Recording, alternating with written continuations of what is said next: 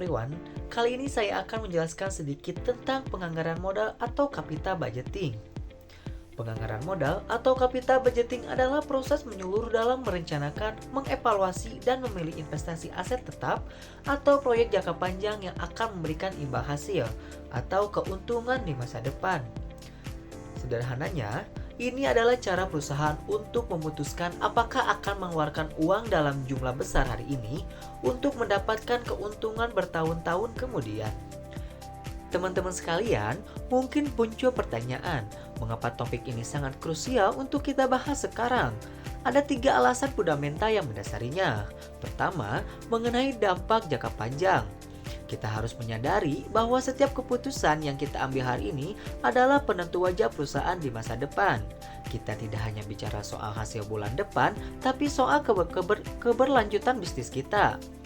Yang kedua yaitu terkait alokasi sumber daya. Kita tahu sumber daya kita terbatas, baik itu waktu maupun anggaran. Fokus kita bukan sekadar menghabiskan budget, melainkan memastikan setiap rupiah dan setiap jam kerja ditempatkan pada titik yang memberikan dampak paling optimal. Terakhir, pendekatan sistematis. Di tengah ketidakpastian pasar, kita tidak boleh hanya mengandalkan intuisi. Kita butuh langkah yang struktur, kita butuh langkah yang terukur dan sistematis agar setiap langkah yang kita ambil presisi dan meminimalisir resiko kesalahan. Setelah kita memahami urgensi dari topik ini, mari kita bedah bagaimana proses tersebut dijalankan. Secara garis besar, terdapat 5 tahapan utama dalam penganggaran modal yang harus kita lalui untuk memastikan investasi kita tepat sasaran. 1. Identifikasi proyek. Langkah awal dimulai dengan menjaring ide atau peluang investasi yang sejalan dengan tujuan strategis perusahaan. Kita melihat potensi apa saja yang ada di depan mata kita. Yang kedua yaitu penilaian proyek. Setelah ide terkumpul, kita masuk ke tahap analisis mendalam. Di sini kita menghitung estimasi biaya, manfaat, hingga resiko secara kuantitatif maupun kualitatif untuk melihat kelayakan setiap ide tersebut. Yang ketiga yaitu seleksi proyek. Dari berbagai pilihan yang ada, kita harus memilih mana yang memberikan nilai tambah paling maksimal. Tapi ini adalah tentang pengambilan keputusan berdasarkan kriteria prioritas yang telah kita tetapkan. Yang keempat adalah alokasi sumber daya. Begitu proses terpilih, saatnya kita mendistribusikan modal, tenaga kerja, dan waktu secara efisien. Tujuannya agar operasional proyek dapat berjalan tanpa mengganggu stabilitas keuangan perusahaan lainnya. Dan yang terakhir adalah pemantauan dan evaluasi. Proses tidak berhenti setelah modal dikucurkan. Kita wajib melakukan monitoring secara berskala dan evaluasi akhir untuk melihat apakah hasil yang dicapai sesuai dengan target awal, serta mengambil pelajaran untuk siklus penganggaran berikutnya. Tahap pertama adalah identifikasi proyek. Saya sering mengibaratkan tahap ini seperti mencari berlian. Kita tidak bisa hanya duduk diam, melainkan harus proaktif mencari peluang-peluang di tengah tumpukan batu merah. Ada 3 utama yang perlu kita perhatikan di sini. Yang pertama yaitu sumber ide. Inspirasi bisa datang dari mana saja, mulai dari hasil pertemuan manajemen tingkat atas, pengamatan tajam terhadap tren pasar yang sedang berkembang, hingga proposal inovatif yang diajukan oleh departemen di internal kita. Apa pentingnya tahap ini? Mengapa kita harus teliti dari awal? Tujuannya jelas, yaitu untuk menghindari hilangnya kesempatan emas yang mungkin tidak datang 2 kali. Sekaligus mencegah kita memilih investasi yang salah sejak langkah pertama. Kesalahan di tahap ini bisa berdampak pada tahap-tahap berikutnya. Yang ketiga itu landasan teori. Mengutip dari Ross et al. 2 tahun 2021 ditegaskan bahwa kepekaan terhadap inovasi dan dinamika pasar adalah kunci utama. Perusahaan yang sukses adalah perusahaan yang mampu mendeteksi peluang sebelum persaingannya menyadari hal tersebut. Setelah kita berhasil mengidentifikasi sebuah peluang atau ide berlian tadi, langkah selanjutnya adalah menguji apakah berlian tersebut asli atau hanya sekedar batu biasa melalui tahap penilaian proyek. Seperti yang terlihat pada slide ini, Penilaian sebuah proyek tidak bisa dilakukan secara parsial. Kita perlu melakukan analisis krisis melalui dua kacamata yang berbeda namun saling melengkapi. Pertama, dari sisi kiri ada kacamata kualitatif atau strategis. Sebelum kita menghitung keuntungan, kita harus memvalidasi pondasi proyek tersebut. Ada 3 poin utama di sini, yaitu kesesuaian strategi. Apakah proyek ini sejalan dengan visi dan misi jangka panjang perusahaan? Yang kedua yaitu peta persaingan. Bagaimana kondisi pasar kita? Apakah kita memiliki peluang untuk memenangkan kompetisi? Yang ketiga yaitu kapasitas teknis.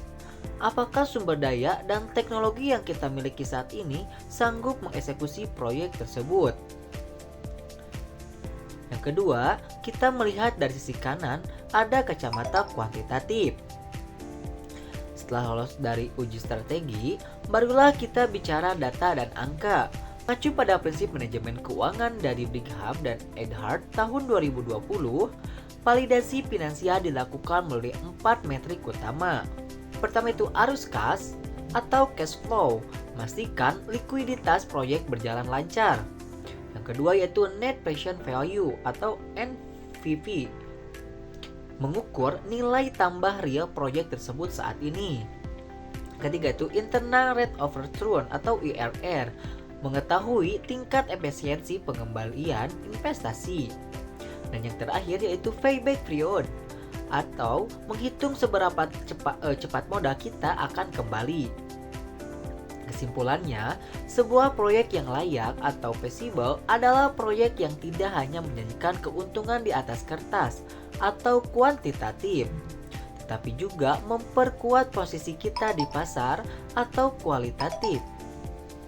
Teman-teman sekalian, selanjutnya kita masuk pada tahap krusial yaitu seleksi proyek.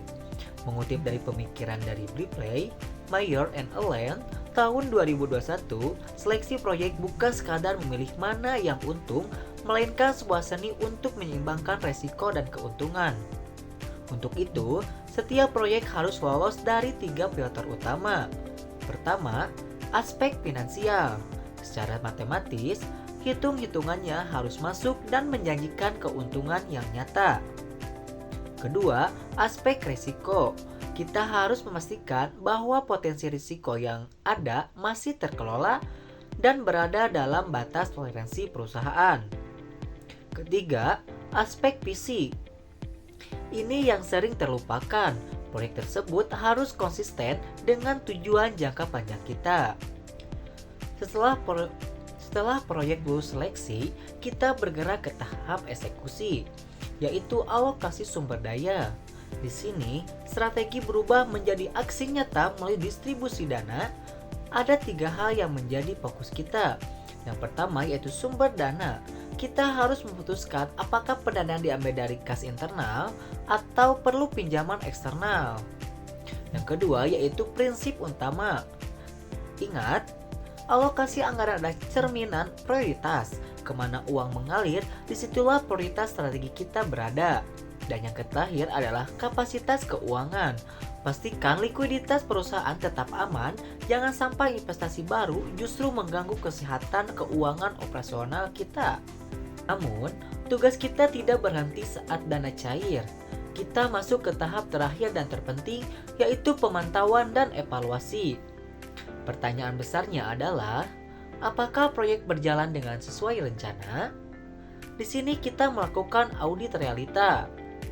Pada slide ini, kita fokus mengawal jalannya proyek. Kita tidak bisa membiarkan proyek berjalan dengan autopilot. Kita harus aktif membandingkan realisasi di lapangan dengan proposal awal yang disetujui. Kita perlu memantau 2 indikator kita, yaitu NPV dan IRR aktual. Mengapa aktual? Karena kondisi pasar bisa berubah. Jika angka-angka ini mulai meleset dari perubahan pasar, kita harus segera mengambil tindakan korektif. Jangan menunggu sampai akhir tahun. Jadi, tujuan utama dari tahap ini sederhana, memastikan uang yang sudah kita investasikan tetap aman dan proyek tetap berjalan di jalur menuju keuntungan yang diharapkan. Kesimpulannya adalah, penganggaran modal adalah proses penyaringan strategis. Keputusan yang baik akan memperkuat struktur modal dan daya saing perusahaan. Sementara keputusan yang buruk dapat menyebabkan kebangkrutan. Dalam dunia keuangan, berencana untuk gagal adalah gagal untuk berencana. Dan disinilah penganggaran modal berperan sebagai rencana tersebut.